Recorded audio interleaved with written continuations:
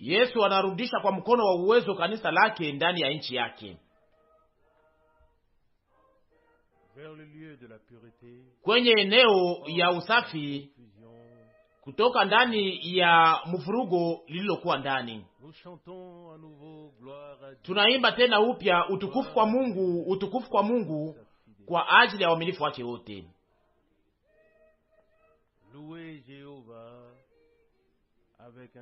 Mumusifu Yehova kwa nyimbo ya mbingu, mufurahi ndani ya Sayuni kwa nyimbo ya upole.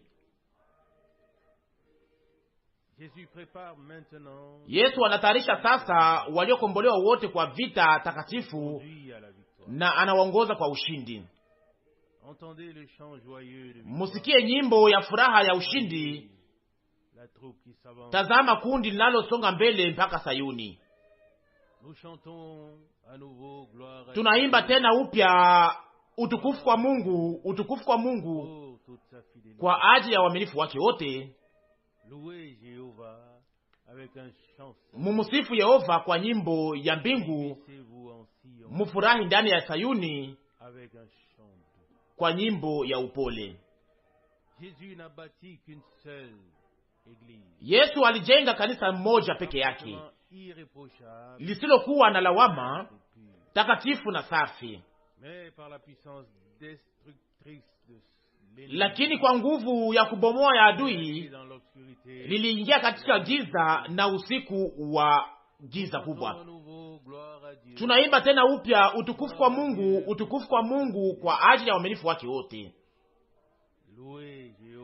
Mumusifu Yehova kwa nyimbo ya mbingu, mufurahi ndani ya Sayuni kwa nyimbo ya upole.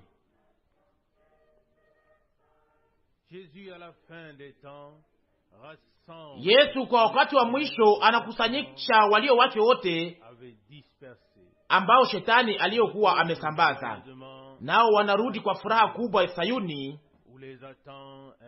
mahali wema wa milele unawangoja. Tunaimba tena upya utukufu kwa Mungu, utukufu kwa Mungu kwa ajili ya uaminifu wake wote. Mumusifu Yehova kwa nyimbo ya mbingu, mufurahi katika Sayuni kwa nyimbo ya upole.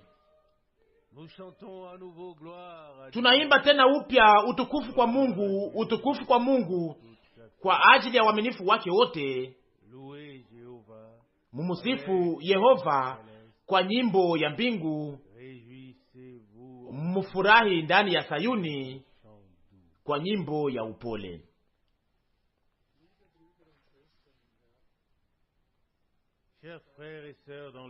Wapendwa ndugu na dada katika Bwana, musalimiwe kwa furaha kubwa katika jina la damani la Bwana wetu Yesu Kristo. Tunashukuru Bwana Mungu kwa maana tuna heri hii ya kuweza kusikia hii ujumbe wa video, ili tuweze kubarikiwa na neno litakalo tamkwa na ndugu Frank. Acha Bwana aweze kubariki pia ndugu Frank wakati atakapo tuzungumzia neno. Mungu atubariki wakati tunaposikia neno. Muniache niweze kusoma kama neno la kuanzisha, neno lililo ndani ya barua ya kwanza kwenye sura 3, kwanza kwa mstari wa kwanza mpaka mstari wa 3. Yohana wa kwanza sura 3 mstari wa kwanza mpaka 3.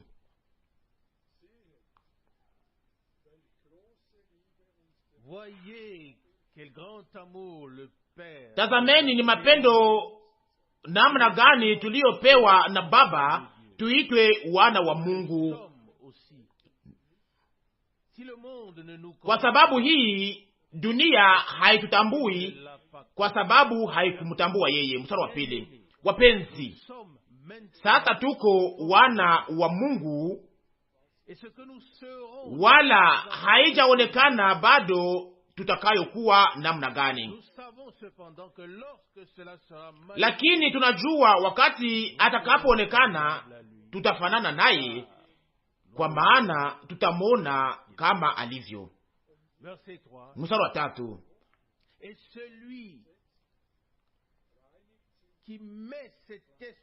na kila mwenye tumaini hili katika yeye anajitakasa mwenyewe kama yeye ni mtakatifu. Wapendwa ndugu na dada, tuna lengo iliyo ya juu mbele yetu, ni kusema unyakuo kutoka dunia hii, ili tuweze kuepuka katika yote itakayofika hapa duniani, ili tuweze kuingia ndani ya utukufu pamoja na Bwana.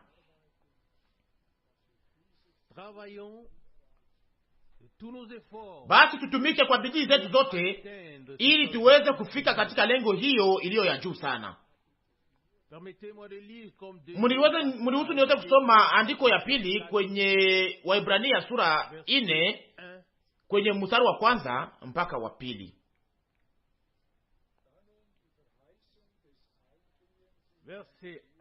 Mstari wa 1: kwa kuwa ahadi hii ya kuingia katika raha yake ingali pamoja nasi, tuogope basi mmoja wenu asiye ameonekana kukosa kuipata. Mstari wa 2: maana ni kweli sisi vile vile tumehubiriwa habari njema kama wale, lakini neno lile walilosikia halikuwapa faida, kwa sababu halikuchanganyika na imani ndani yao waliolisikia. Ndiyo, ndugu na dada wapendwa, imani yetu ya kilindi inatuambatanisha pamoja na Mungu, na tunataka tuweze kuishika sana. Tuliweza kusoma ya kwamba kusiwe mmoja katikati yenu ambaye atakayeweza kuonekana alibaki nyuma. Muwazie kama kwa mwisho tunaweza kuweza kuwa tulibaki nyuma, inaweza kuwa kupata haya namna gani? Na ndiyo maana tutumike, tujiwazie, tuwaze juu yetu na tuweze kuangalia lengo hiyo, na tuweze kufanya yote kwa ajili ya kuifikia.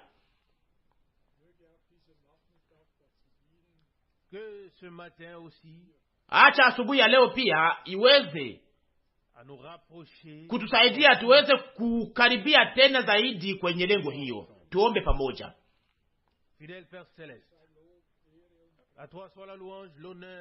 Baba Mungu mwaminifu wa mbinguni, tunakushukuru kwa ajili ya kwako rehema, shangwe na utukufu na neema yako, kwa ajili ya neema yako na uaminifu wako ambayo ulionyesha kwetu, na kwa shukurani kubwa kwa maana uliweza kutuita, na kwamba tuliweza kusikia sauti yako, na kwamba tuliweza kusikia nabii wako, na kwamba tuliweza kukubali yote kama vile ulivyotupatia. Hakukukuwa neema kubwa kama hii yetu, kwa maana tunakushukuru Bwana, kwa maana uliweza kutuweka kwenye mahali iliyo ya juu sana, kuwa karibu yako tena zaidi, kuwa karibu ya miguu yako. Fanya ili tuweze kufungua mioyo yetu asubuhi ya leo kwenye neno ambalo tutakalosikia. Tubariki katika wingi wa neema yako. Bariki mtumishi wako ambaye utakaye tuzungumzia kupitia yeye. Tunakushukuru, tunakupatia heshima yote, shangwe yote katika jina lako la ajabu na la utukufu la Yesu. Amina. Acha Bwana atubariki.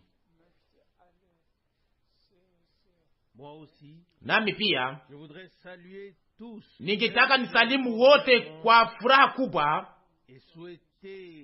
na kutakia wote kutoka Zurich baraka nyingi za Mungu katika makabila zote na katika malugha zote. Acha neno la Bwana katika wakati huu wa mwisho, mbele ya kurudi kwa Yesu Kristo, liweze kutimiza yale ambalo liweza kutumwa.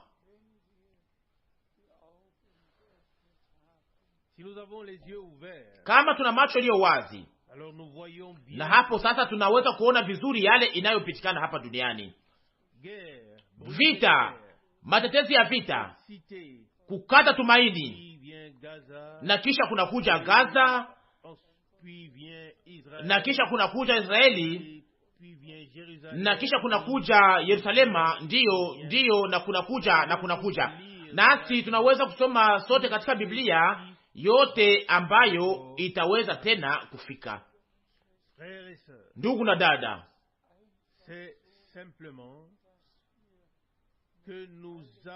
ni kwamba tu tunapashwa au tunapashwa tu kuweza kukamata uchunguzi wa neno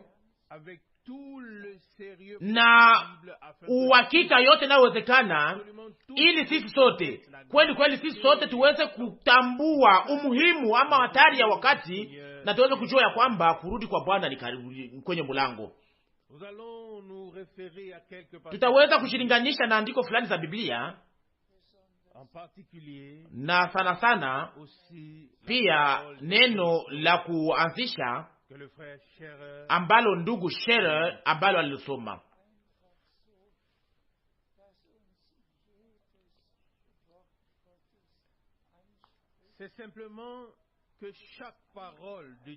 Kitu moja ni kwamba neno la Mungu liweze kutuonya, lituzungumuzie sisi katika wakati huu. Yale nayo tuhusu sasa leo siyo yale yaliyopitikana kwa wakati wa Abrahamu au kwa wakati wa Musa au kwa wakati wa Elia au kwa mwanzo wa Agano Jipya. Tunashukuru kwa ajili ya maandiko hizi zote, lakini sasa inahusu sisi sasa inahusu ahadi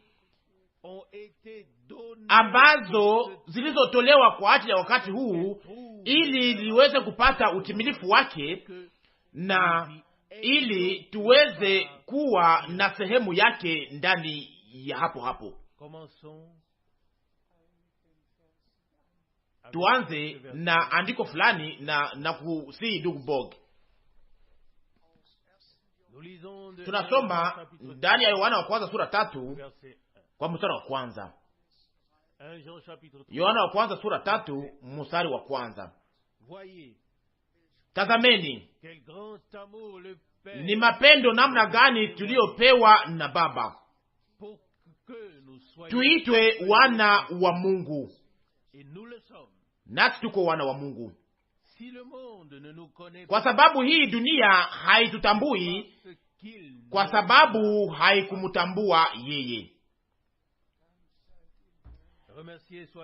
Bwana aweze kushukuriwa kwa ajili ya neno kama hili ambalo linalotuonyesha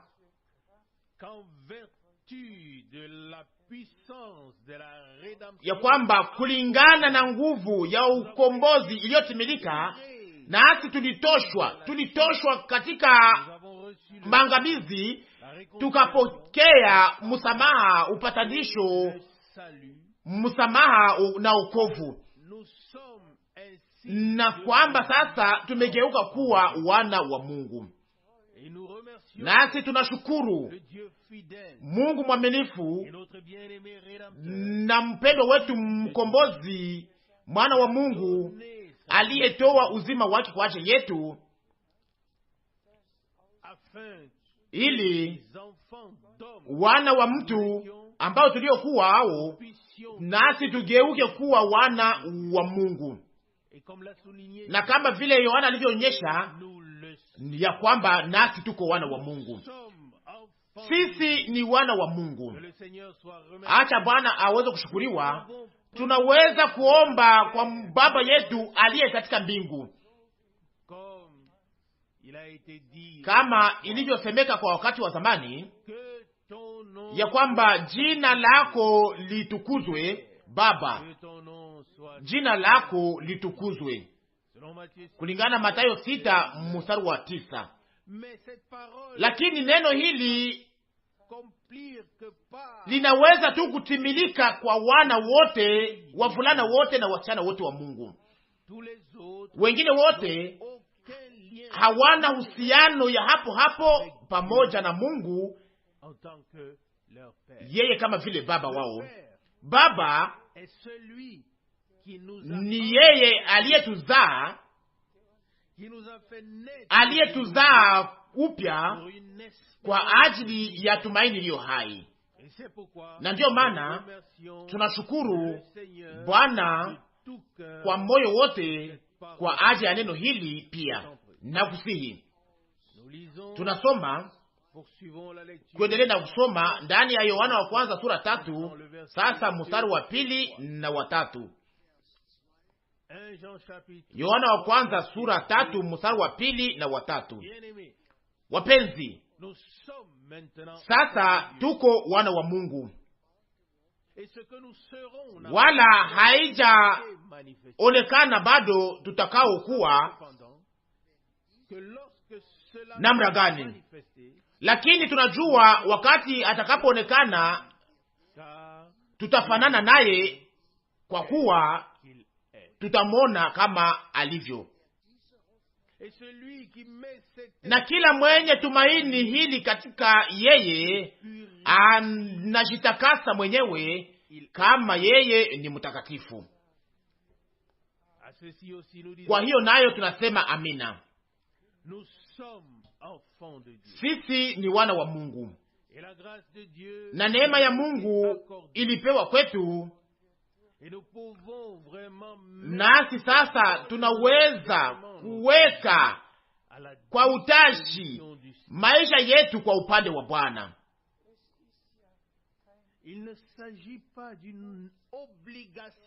Haihusu shurti ya kiungu, lakini neema. Na ni kwa neema.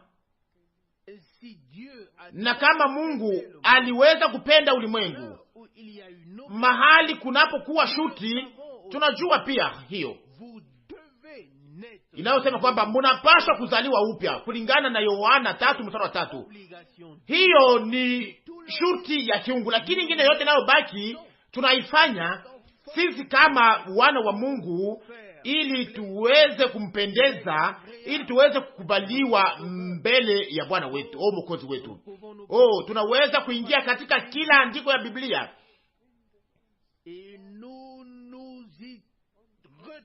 na tunashukuta ndani, na tunaweza tu kushukuru kutoka kilindi cha mioyo, kwa maana hiyo nayo inaweza kutimilika ndani mwetu na pamoja nasi, na kwamba tutaweza kuishi kumalizika. Kwa maana sisi sote ambao tuliozaliwa upya na ambao tulioweza kupokea Roho Mtakatifu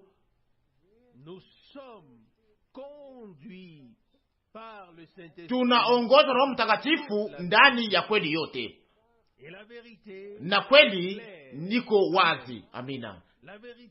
Kweli iko kama vile nuru juu ya njia yetu ambayo tunapaswa kufuata.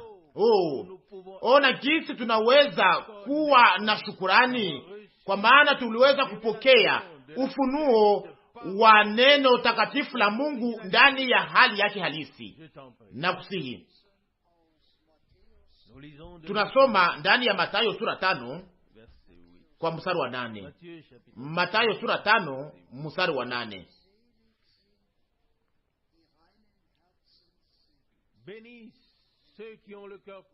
Heri wenye moyo safi, maana wataona Mungu. Hii andiko fupi nayo ni ya umuhimu kubwa sana katika mambo yote ambayo iliweza kusemeka katika andiko, katika sura hii. Iliyo ya lazima sana ni kwamba tuweze kuwa na moyo safi,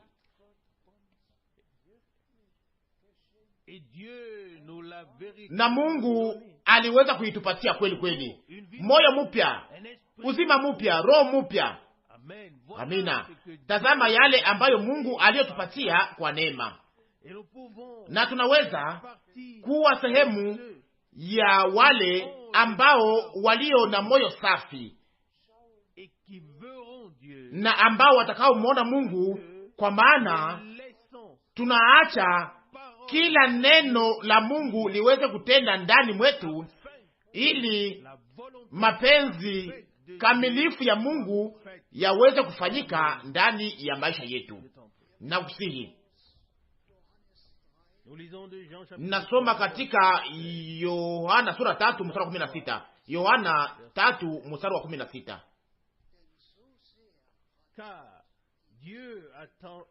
Kwa maana Mungu alivyoupenda ulimwengu hata kutoa mwana wake wa pekee, ili kila mtu akimwamini asipotee, lakini apate uzima wa milele. Amina.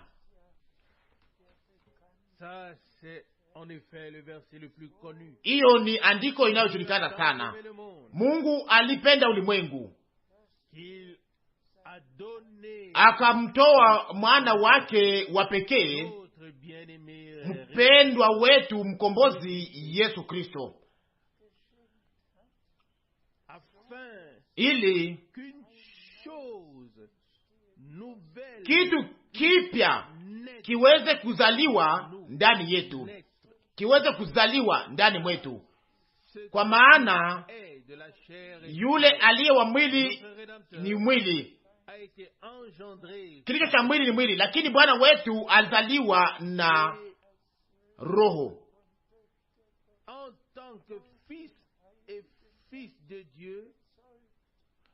Nasi kama wavulana na wasichana wa Mungu, nasi tulizaliwa upya na Roho Mtakatifu, nasi tunaweza kuwa na moyo safi. Hiyo siyo mawazo, hiyo ni kitendo cha kiungu kwa ajili yake tunashukuru kutoka kilindi cha moyo. Na kusihi, tunasoma ndani ya Yohana wa kwanza sura 2 mstari wa 28. Yohana wa kwanza sura 2 mstari wa 28.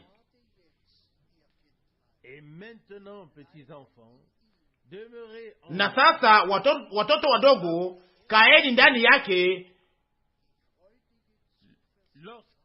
kusudi atakapoonekana tuwe na uhodari, wala tusiwe na haya mbele yake katika kuja kwake. Amina. Ni neno gani la makini! Ili kusiwe mmoja katikati yenu anayeweza kuwa alibaki nyuma. Acha Bwana Mungu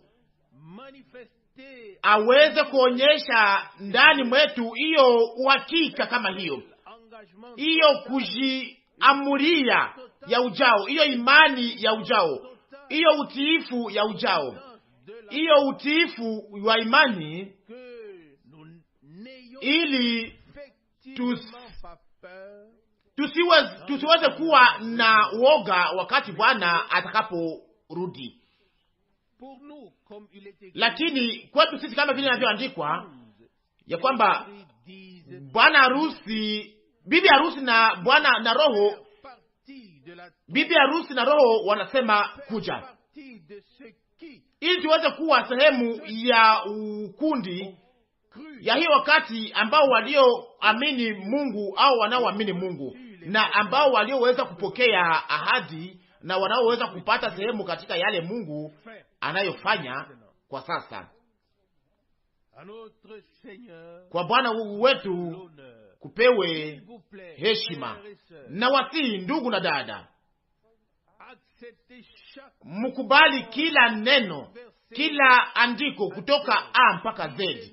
Muisome, muisikie tena ingine mara moja, kwa maana Bwana anatuzungumzia hapo hapo kwa neno lake takatifu. Na kusihi, tunasoma katika Waebrania sura 4 mstari wa 9. Mstari wa kwanza. Waebrania sura 4 mstari wa kwanza. Kwa kuwa ahadi hii ya kuingia katika raha yake ingali pamoja nasi, tuogope basi mmoja wenu asiye ameonekana kukosa kuipata. Ndiyo, ahadi ya kurudi kwa Yesu Kristo iko karibu sana, na ndiyo maana tunapaswa kutangaza neno na umakini wote inayowezekana. Wakati imefika ya kuingia katika pumziko au raha ya kiungu kulingana na ahadi ambayo Bwana aliyotupatia. Na tena upya umuhimu inawekwa juu ya kwamba kusiwe mmoja katikati yetu, sio wewe mpendwa ndugu, mpendwa dada, iwe yoyote katika nchi ambayo tunaweza kuwa ndani, kusiwe mmoja katikati yenu ambaye anaweza kuweza kuwa alibaki nyuma. Ningelitaka niweze kuwaona nyote au wote, na Bwana wetu mpendwa anataka aweze kutuona sisi sote, naye hakupashi kukosekana hata mmoja.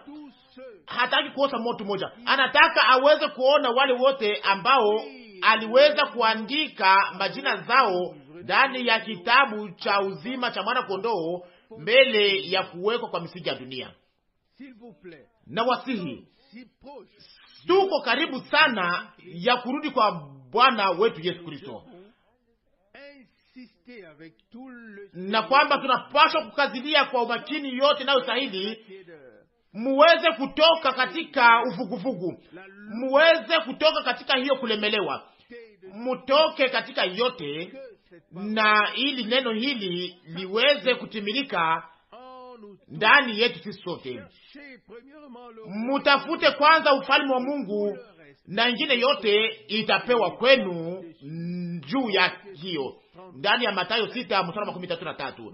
Na kwa hiyo sasa tunatafuta kwanza ufalme wa Mungu, ahadi za Mungu alizotupatia, ili nazo ziweze kutimilika kupitia sisi, na hiyo itafika ndani ya jina takatifu la Yesu. Na kusihi, tunasoma ndani ya Waebrania sura 4 kwa mstari wa 2. Sasa Waebrania sura 4 mstari wa 2: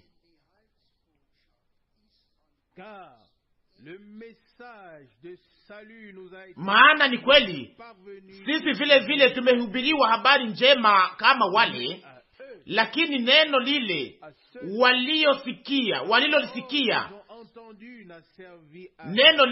walilolisikia halikuwapa faida, kwa sababu halikuchanganyika na imani ndani yao waliolisikia. Wapendwa ndugu na dada, neno hili, hii mstari hii,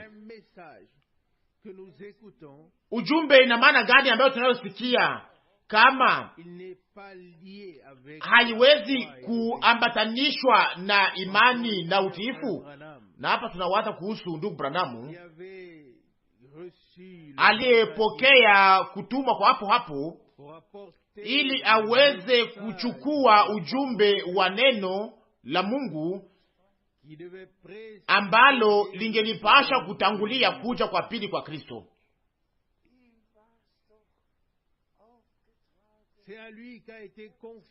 Ni yeye ndiye aliyeweza kupewa kazi ya kuweza kurudisha mioyo ya wana wa Mungu kwa imani za wababa, kwa imani ya wababa.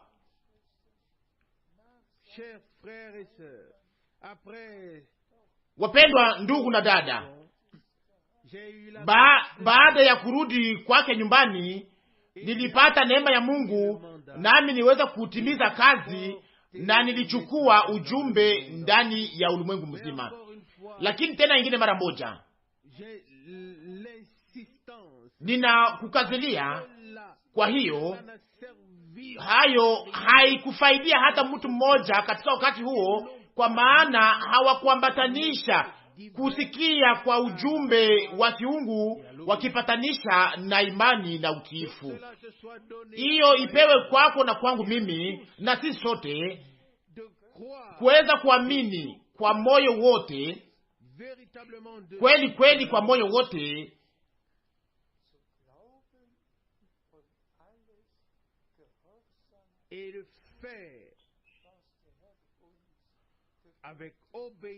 na kufanya kwa utiifu yote ambayo Bwana aliyotuagiza. Na kusihi tunasoma katika Luka 24 mstari wa 49. Luka 24 mstari wa 49.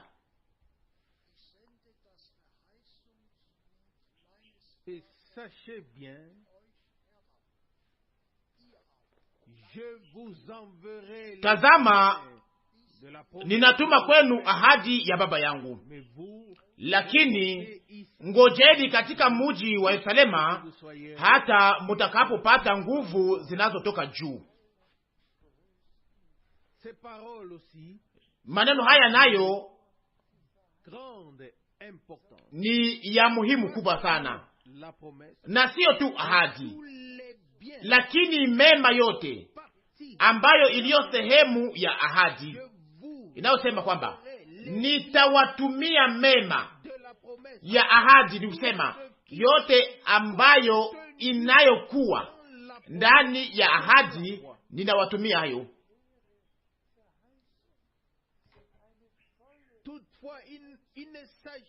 Ni kusema haihusu ahadi iliyo wazi, lakini ahadi inayojaa kwa yale yote ambayo Mungu aliyokuwa anataka kutupatia. Hayo yote iko katika ahadi Mungu alishaka kuitupatia, nasi tunaweza tu kumshukuru kutoka kilindi cha moyo.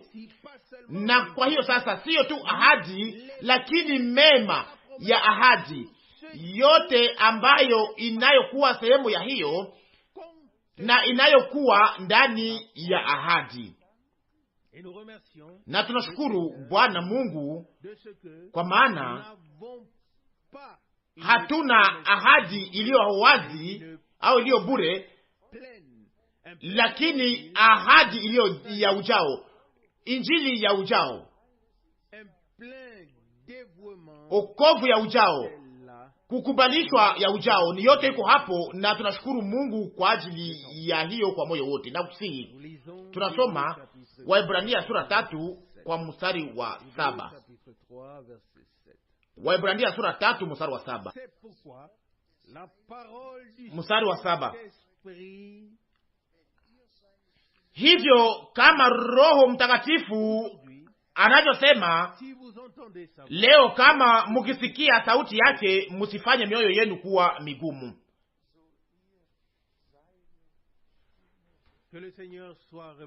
Acha Bwana aweze kushukuriwa.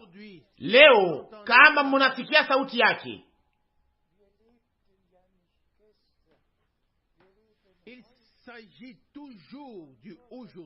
inahusu kila wakati leo.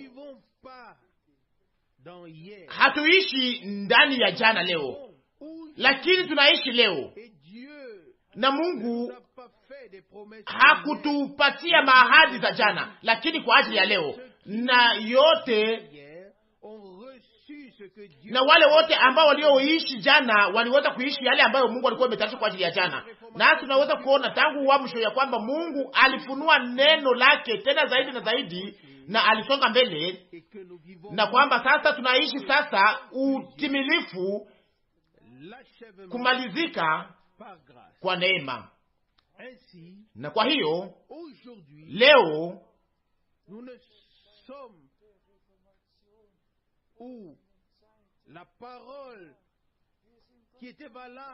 hatuko katika wakati ambao neno lililokuwa likisimama imara katika wakati wa amsho ambalo haliambiwa kwetu au kwa wakati uliofuata, lakini tunashukuru Mungu kwa maana kila neno la Mungu lote linasimama imara kwa yetu. Lakini umuhimu inaweka juu ya leo, Sasa inaweza kuwa na faida gani? Ina faida gani kuweza kuhubiri yale ambayo yaliweza kupitikana kwa wakati wa Wesley, au yale yaliyopitikana kwa wakati wa Luteri, au yale yaliyopitikana kwa wakati uliopita, kama nasi hatuwezi kukamata ushuhuda au kuweza kutoa ushuhuda ya yale ambayo Mungu aliyoahidi kwa ajili ya wakati wetu, au kwa yale aliyotoa na yale anayofanya sasa. Ndugu na dada, ninyi mnayoamini ujumbe wa Mungu, ahadi iko kwa ajili yenu na ujumla wa mema ambayo inayokuwa ndani, na kwa neema ya Mungu nasi tutaweza kuishi vizuri vizuri yote mpaka kwa utimilifu au kwa kumalizika wakati wa kurudi kwa Yesu Kristo Bwana wetu. Na kusihi tunasoma ndani ya Malaki sura 3, Malaki 4 katika Kifaransa, Malaki sura 4 mstari wa 5.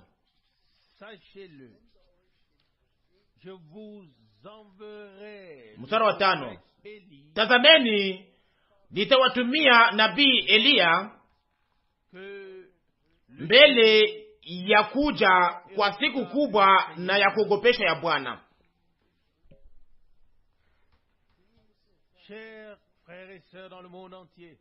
Wapendwa ndugu na dada katika ulimwengu mzima, na sana sana wa ndugu wanaotumika, tunapaswa kukazilia sana juu ya ahadi hii katika kila mahubiri. Hakupaswi kuwa mahubiri ambayo yanayopita pembeni ya yale ambayo Mungu aliyoahidi kwa ajili ya wakati huu. Nasi tuna sehemu mbili.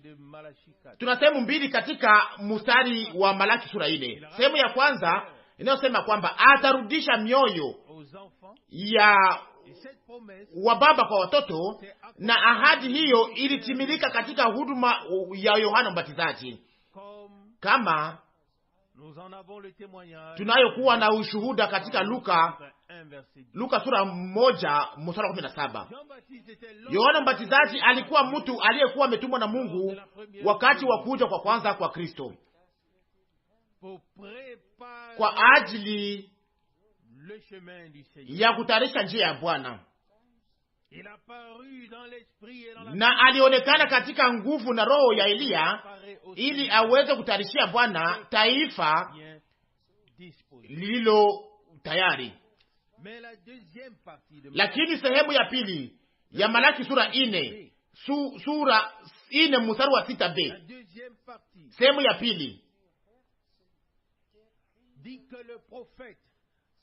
inasema ya kwamba nabii mbele ya kurudi kwa Yesu Kristo atarudisha mioyo ya wana wa Mungu kwa mwanzo, kwa imani ya baba zetu, kwa yale ambayo yaliyopitikana hapo Yerusalema, na kwa yale iliyopitikana tangu kumiminwa kwa Roho Mtakatifu na tangu kuwekwa kwa misingi wa kanisa la Agano Jipya.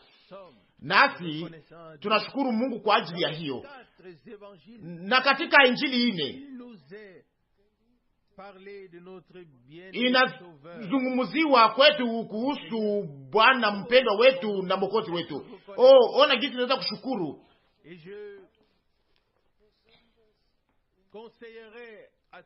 Na ningeliweza kushauri wote waweze kusoma kwa kipekee sura 3 za mwisho ndani ya mainjili 4 ili waweze kuona njia gani ya uzarauliwa ambayo Bwana wetu aliweza kutembea ndani ili aweze kutimiza ukombozi kwa msalaba.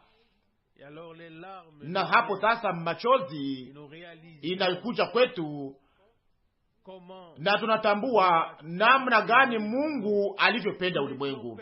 Tulikuwa tumepotea bila hata tumaini, bila Mungu ndani ya uzima huu au ndani ya maisha hii. Lakini sasa tunashukuru Bwana Mungu wetu,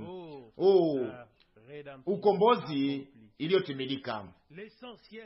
Ya lazima sasa na sana sana ni kwamba mioyo ya watoto wote wa Mungu iweze kurudishwa kwa neno halisi, kwa mafundisho ya kwanza, kwa yale iliyokuwa kwa mwanzo, kwa makarama za Roho, kwa matunda ya Roho, kwa mwongozo wa Roho, na ili tuweze kurudishwa kwa hayo yote. Na tunashukuru Bwana kwa maana alituma mtumishi wake na nabii ndugu Branamu ili aturudishe kwa mwanzo, na kisha sasa aweze kutufikisha kwa mwisho kwa neema na kusihi.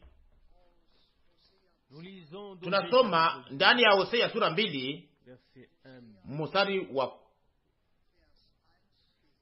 kwanza B. Hosea 2 mstari wa kwanza B.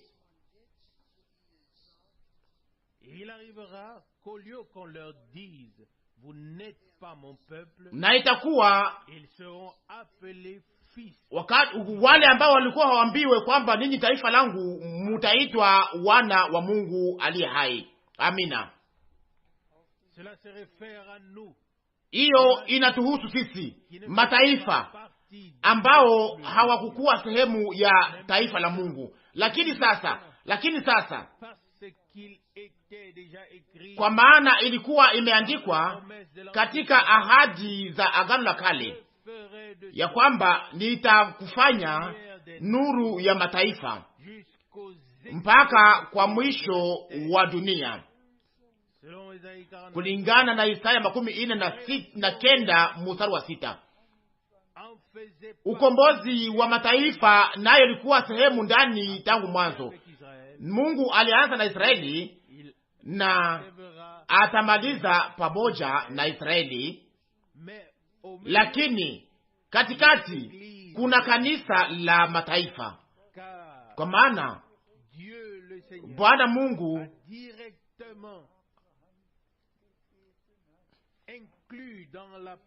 aliingiza hapo au alisema katika ahadi aliyoambia Abrahamu ya kwamba mataifa yote ya dunia itabarikiwa ndani yako, kulingana na Mwanzo sura 12 mstari wa 3. Na ni hiyo ndio iliweza kufanyika, na katika mataifa yote, katika malugha zote, katika makabila zote, Bwana aliweza kutoa huko kundi lake lilokombolewa na damu, wale wote ambao walio sehemu katika ufuko wa kwanza na ambao watakaopata sehemu katika unyakuo.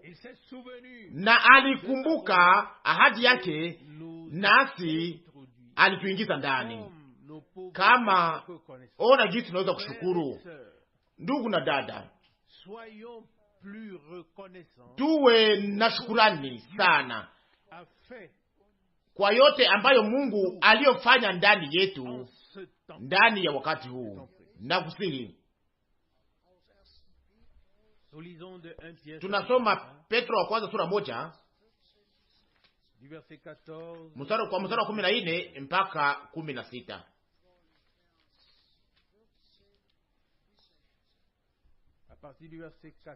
Kwanza kwa mstari wa 14.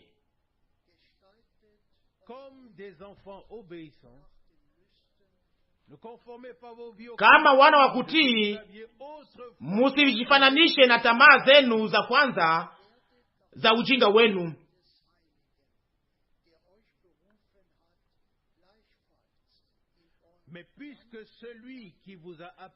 lakini kama yeye ambaye aliwaita ninyi ni mtakatifu, ninyi vile vile muwe watakatifu katika mwenendo wenu wote. Amina, amina. Nataka kusema kitu hiki, tunapaswa kujivua mtu wa zamani na kuvaa mtu mpya aliyeumbwa kulingana na haki ya Mungu, ili nasi tuweze kusimama mbele ya Mungu, na ili maisha yetu igeuke kuwa maisha iliyotakaswa, iliyotakasiwa kwa Mungu. Bwana wetu alisema, ninajitakasa kwa ajili yao, ili nao watakaswe katika kweli, kulingana na Yohana 17 mstari wa 19. nasi pia tuliweza kufanya mazoezi ya utakaso katika neno la Mungu. Si utakaso yetu binafsi, si ukombozi yetu binafsi, lakini wokovu ya ujao ni kulingana na nguvu ya ukombozi iliyotimilika kwa msalaba wa Kalvari kupitia damu ya mwana kondoo. Na tunaweza kutambua ya kwamba sio sisi ambao tunaotakasa, lakini ni neno ambalo tulioweza kupokea ndani ya imani ndilo linalotakasa. Uwatakase katika kweli yako, neno lako ni kweli. Yohana 17:17. Utakaso ya mtu binafsi inaweza kubaki nyumbani. Sisi tunahitaji utakaso kupitia neno la Mungu. Tunasoma Waroma sura 8 kwa mstari wa 13.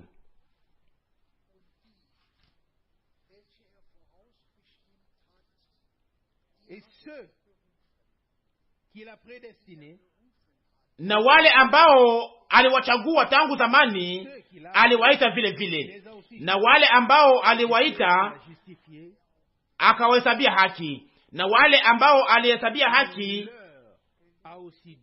akawatukuza vile vile. Amina. Wapendwa ndugu na dada, mukubali hiyo na mshukuru Bwana kwa ajili ya hiyo. Wale aliowaita, wale aliochagua, wale aliokuwa wamepanga ili waweze kuwa pamoja naye ndani ya utukufu,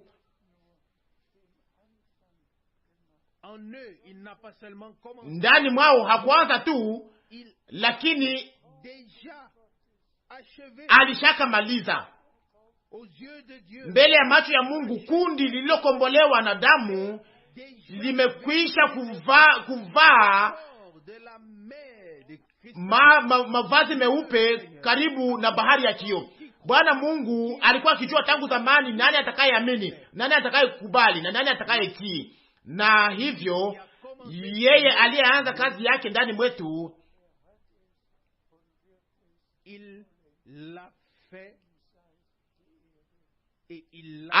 aliifanya na ataimaliza. Kwake kupewe utukufu na kusihi. Tunasoma katika Waroma 8 mstari wa 14. Waroma 8 mstari wa 14. Kwa kuwa wote wanaoongozwa na Roho wa Mungu hawa ndiyo wana wa Mungu. Amina, amina. Na wasihi, ninairudilia tena leo, kwa maana Mungu aliweka katika moyo wangu. Musisikie maneno ya juju, musisikie maneno kwa hali ya nje, lakini muweze kuikamata kwa moyo.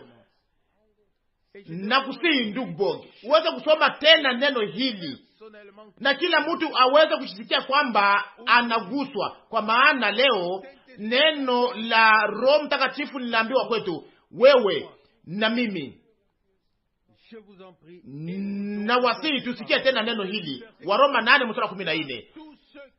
Kwa kuwa wote wanaoongozwa na Roho wa Mungu hawa ndio wana wa Mungu. Amina.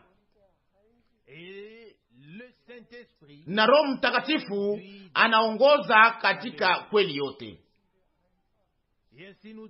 Na hivyo sasa tunaweza kusema ya kwamba pia hata hii kundi au hiyo mitumikio ya Kipentekoste inayowazia kwamba iweza kupokea Roho Mtakatifu ilibaki ndani ya mafundisho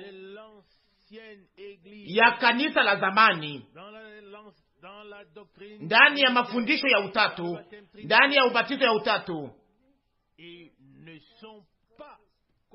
na hawaongozwe na Roho wa Mungu.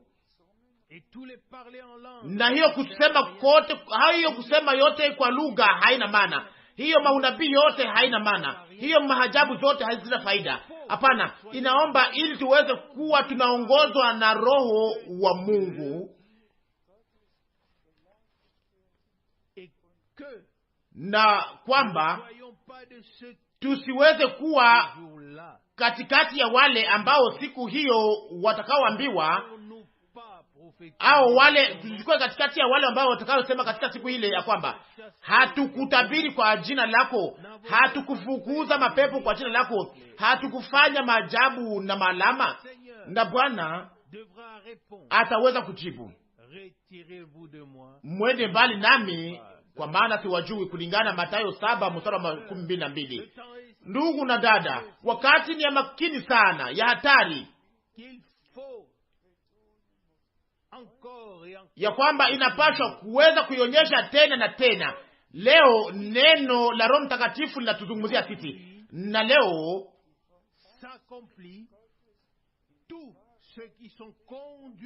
inatimilika ya kwamba wote wanaoongozwa na Roho wa Mungu katika kweli ya neno, wale ndio wana wa Mungu,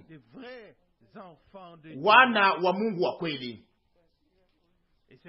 Na ndio maana tunashukuru Bwana, kwa maana alituongoza katika kweli yote na anaendelea kutuongoza. Na kusihi tunasoma Yohana 17:18 na 19. Yohana 17:18 na 19.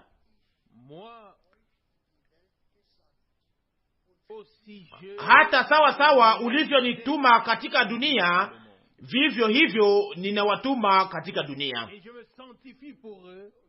na kwa ajili yao ninajitakasa mwenyewe, kusudi wao watakaswe katika kweli vile vile. Amina. Bwana aweze kushukuriwa. Pia wale anaotuma, na hiyo inanikumbusha yale, kama vile mnavyojua, naweza kutoa ushuhuda au ushuhuda fulani, ninaweza kutoa ushuhuda ya mazoezi fulani au zoezi fulani iliyo ya kimaajabu.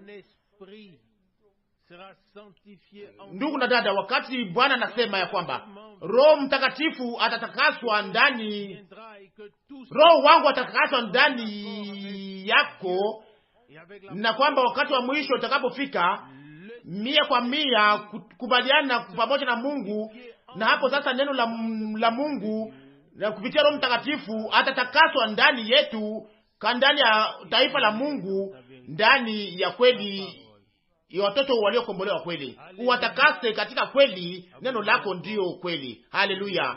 Tuna andiko moja au mbili ya Biblia. Tunasoma katika Waebrania 12 kwa mstari wa 14. Waebrania 12 mstari wa 14.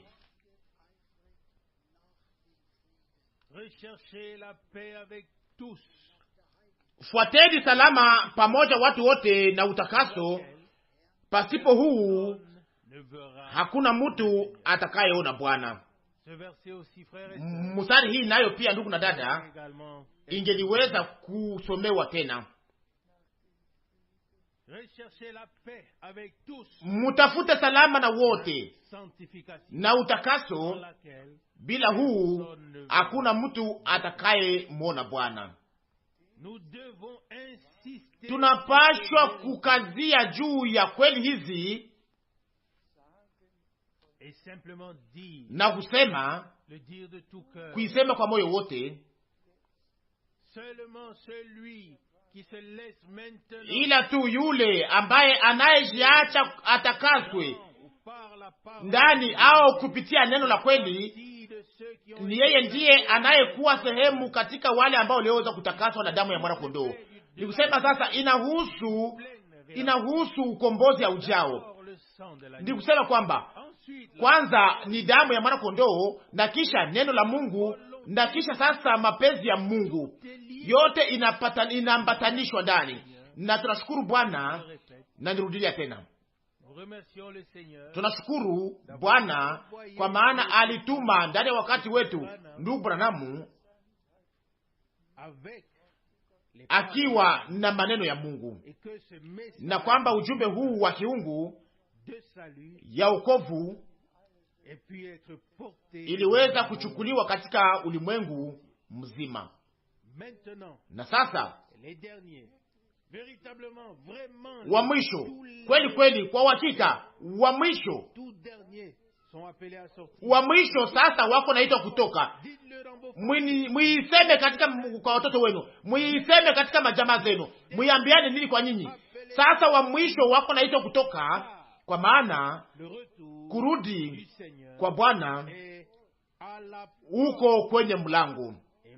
Na Bwana wetu alisema vizuri ya kwamba wakati mtakapoona mambo haya inapofika, munyanyue vichwa vyenu, kwa maana ukombozi wenu unakaribia, kulingana na Luka 21 mstari wa 28. Na kusihi tunasoma katika Wakorinto wa kwanza sura 15 kumstari wa 51 na 52. Wakorinto wa kwanza sura 15 mstari wa 51 na 52. Tazama, ninawambia ninyi siri, sisi sote hatutalala, lakini sisi sote tutabadilika kwa dakika moja, kwa kufunga na kufungua jicho, kwa baragumu ya mwisho, sababu baragumu italia na wafu watafufuka, wasiwe na kuoza, nasi tutabadilika. Haleluya! Bwana wetu asifiwe na atukuzwe. Wakati wa kurudi kwa Bwana wetu, wafu waliokufa katika Kristo watafufuka kwanza, na sisi ambayo tuliobaki tukiwa hai, sisi ambayo tulio hai tutabadilishwa na tutaweza kunyakuliwa pamoja, ili tuweze kuwa pamoja na Bwana milele na milele. Ndugu na dada, Mungu alitupatia ukombozi ya ujao ndani ya nafsi na mwili na roho. Mungu alitengeneza hizo mabomoko yote iliyoweza kufanyika na kuanguka, na alianza maumbile mapya au uumbaji mpya, naye ataimaliza katika wakati wetu. Kwake kupewe utukufu na kusihi. Tunasoma andiko ya mwisho ya Biblia lilo ndani ya Waebrania sura 10 kwa mstari wa 36 na 37. Waebrania sura 10 mstari wa 36 na 37. Kwa sababu mnahitaji saburi, ili mkikwisha kufanya mapenzi ya Mungu mupate ile ahadi. Kwa sababu kwa kuwa bado kidogo sana, yeye anayekuja atakuja, wala hata kawia. Amina.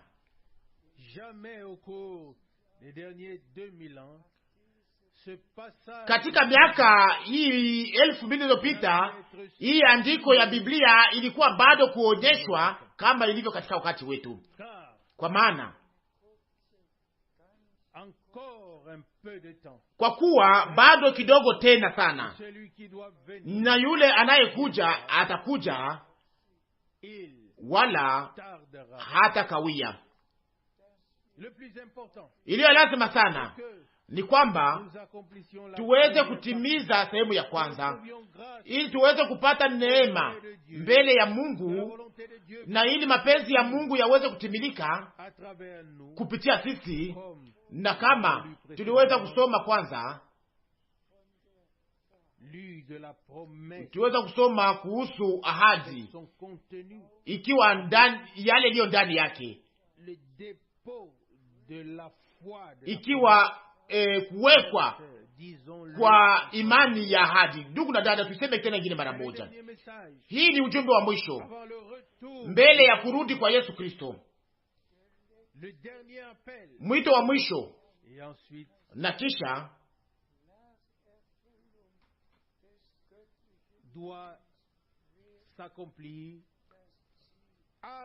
kunapaswa kutimilika mkikwisha kutimiza mapenzi ya Mungu, nasi tutaweza kufika kwenye lengo. Na ndio maana tunapaswa kuomba kwa uhakika, mpendwa Bwana, tuweze kuomba, mpendwa Bwana, mapenzi yako yafanyike ndani ya maisha yangu. Na ni hivyo ndivyo tuweza kusoma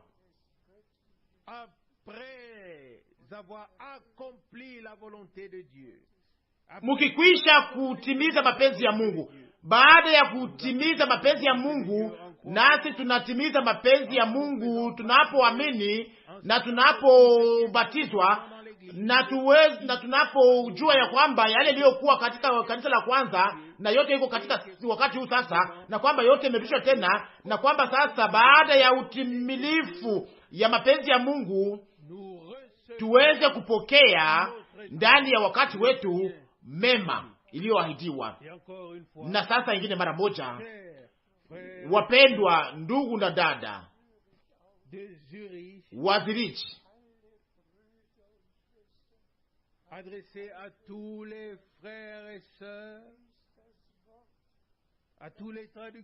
inaambiwa kwa wandugu na wadada wote na watafsiri wote, muweze kusoma tena neno ambalo Shera aliweza kusoma kwa mwanzo, na muweze kusikia neno lingine lote, na muweze kusema ndiyo kwa kila neno. Mukubali, mupokee kila neno kwa ajili yenu binafsi. Na sasa kutatimilika Isaya 55 ya kwamba neno linalotoka katika kinywa changu, Mungu anasema, alitarudi bure kwangu bila kutimiza ndani yako, ndani yangu, ndani yetu yale ambayo iliweza kutumwa. Na lilitumwa ndani ya wakati wetu ili liweze kuita kutoka wale wote ambao waliotayarishwa ili waweze kuona sehemu katika unyakuo wakati wa kurudi kwa Yesu Kristo, ili kuwa pamoja na Bwana milele na milele. Mubarikiwe, muwe na bidii. Tunapita katika majaribu ya aina tofauti, lakini Mungu anatembea, Bwana Mungu anatembea pamoja nasi, na tutapita kutoka imani tukiona tuliamini. Amina. Tena ingine mara moja,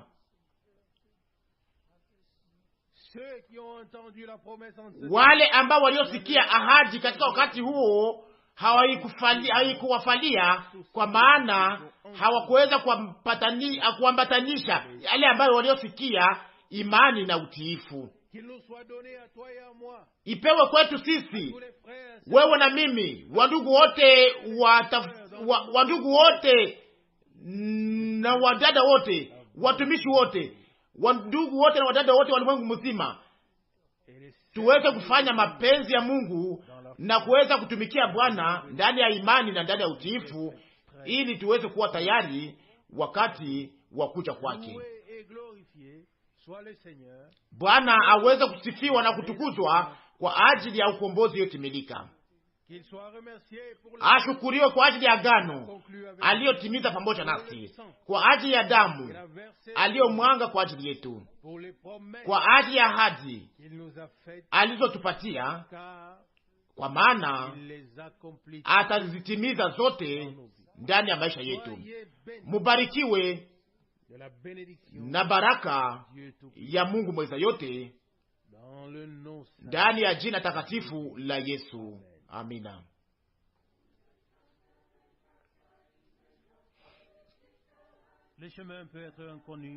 Njia inaweza kuwa haijulikane, lakini sitembee peke yangu, kwa maana Bwana haniache kama namfuata. Iwe yoyote inayofika, yeye ni pamoja nami siku kwa siku, na najua ya kwamba Mwokozi wangu yuko pamoja nami. Yeye ni pamoja nami siku zote, yeye ni pamoja nami siku zote, yeye ni pamoja nami siku zote, yeye ni pamoja nami siku zote.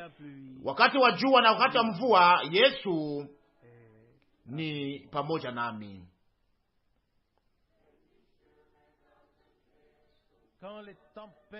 wakati ngurumo zinapolia sana na mawingu ya giza inaponizunguka na zoruba inapowinda katika usiku wa giza.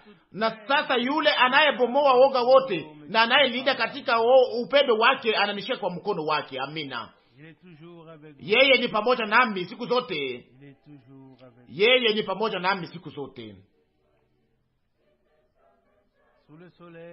Wakati wa jua na wakati wa mvua, Yesu ni pamoja nami.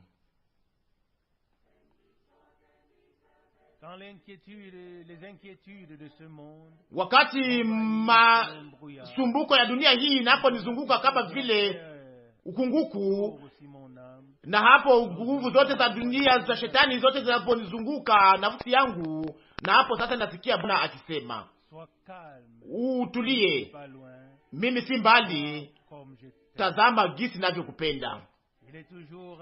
Yeye ni pamoja nami siku zote. Yeye ni pamoja nami siku zote. Wakati wa jua na wakati wa mvua, Yesu ni pamoja nami.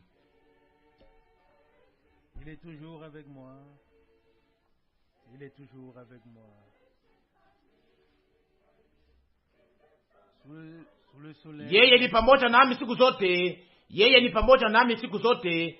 Wakati wa jua na wakati wa mvua, yeye Yesu yuko pamoja nami. Amina.